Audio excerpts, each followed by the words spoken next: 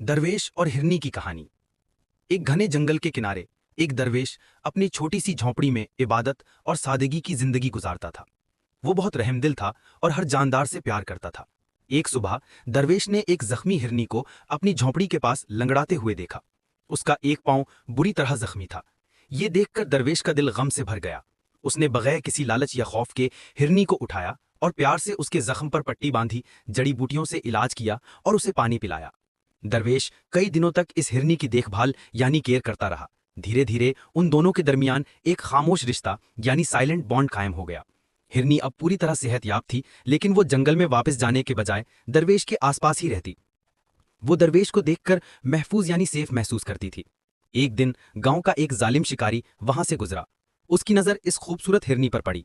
उसने फौरन अपना तीर कमान निकाला।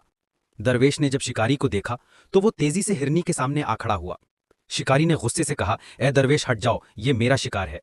दरवेश ने आजिजी मगर पुख्ता यकीन से कहा, मेहरबानी करके इसे छोड़ दो, इसने मुझ में पनाह ली है और मैं इसे मरने नहीं दूंगा। मेरी जान ले लो मगर इसे छोड़ दो।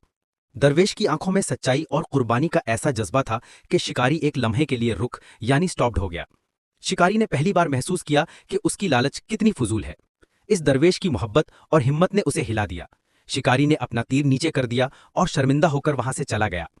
दरवेश ने इत्मीनान की गहरी सांस ली। उसने प्यार से हिरनी की गर्दन पर हाथ फेरा और उसे इशारा किया कि वो जंगल में वापस चली जाए।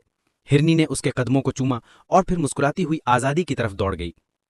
इंटेलिलेक्सिस कहानी का सबक। सच्ची मोहब्बत और हिम्मत में इतनी ताकत होती है कि वो जुल्म और लालच को भी शिकस्त दे सकती है।